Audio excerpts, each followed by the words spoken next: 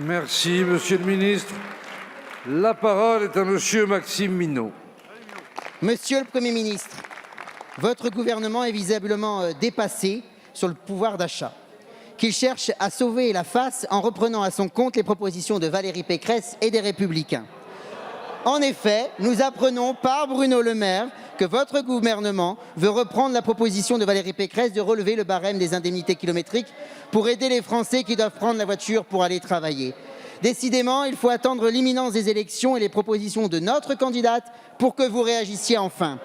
Après tout, c'est très bien, mais allez plus loin en reprenant aussi les autres mesures de Valérie Pécresse pour le pouvoir d'achat des Français. Reprenez la proposition de Valérie Pécresse de supprimer les droits de succession pour 95% des Français. Reprenez la proposition de Valérie Pécresse de convertir les RTT non pris en salaires supplémentaires. Finalement, Monsieur le Premier ministre, si vous êtes soudainement si préoccupé par le pouvoir d'achat des Français, pourquoi ne pas appeler à voter Valérie Pécresse? On gagnerait tous du temps. Merci. La parole est à Monsieur Bruno Le Maire, ministre de l'Économie, des Finances et de la Relance. Mais je vais vous répondre clairement, monsieur le député. C'est parce qu'avec cette majorité, nous allons déjà beaucoup plus loin en matière de baisse d'impôts que Valérie Pécresse. Vous nous parlez des droits de succession. Les droits de succession, quand on regarde attentivement, ils sont effectivement un peu plus élevés en France que dans les autres pays développés. Donc moi, je n'ai aucune difficulté à envisager une baisse des droits de succession, notamment pour les successions en ligne indirecte, où là, effectivement, la fiscalité est pénalisante. Je voudrais juste vous rappeler une chose. Les 3/4 des successions ne sont soumises à aucun impôt.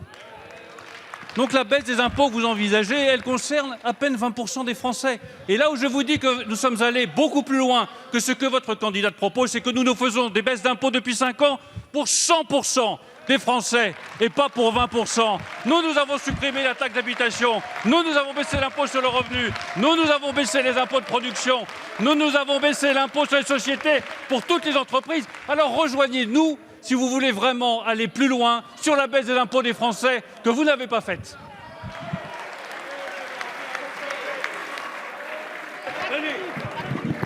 Monsieur le député, vous avez la parole. Monsieur le ministre, vous avez dit beaucoup de bêtises et beaucoup de contre-vérités. Mais c'est vrai que Valérie Pécresse veut mettre un terme à votre politique permanente du chéquier et rétablir les comptes pour préserver les générations futures. Enfin, un point sur le sujet du pouvoir d'achat et de la flambée des prix, notamment à la pompe, que votre gouvernement semble découvrir à quelques semaines des élections. N'ayez pas la mémoire courte. N'oubliez pas de rappeler aux Français que c'est votre gouvernement qui a récupéré 3,8 milliards sur le dos des travailleurs français en augmentant le prix du diesel et le prix de l'essence en début du quinquennat. N'oubliez pas aussi cette hausse massive des taxes sur les carburants. Les Français continuent de la subir tous les jours. Et n'oubliez pas non plus la hausse sans précédent de la CSG qui étrangle nos retraités au quotidien.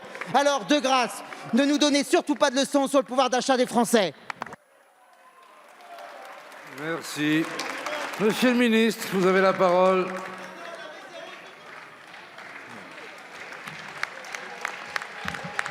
Monsieur le député, je crois que ce que les Français n'ont pas oublié, c'est que lorsque Valérie Pécresse était ministre du Budget, elle a augmenté les impôts de 13 milliards d'euros quand nous les avons baissés de 52 milliards pour les ménages comme pour les entreprises.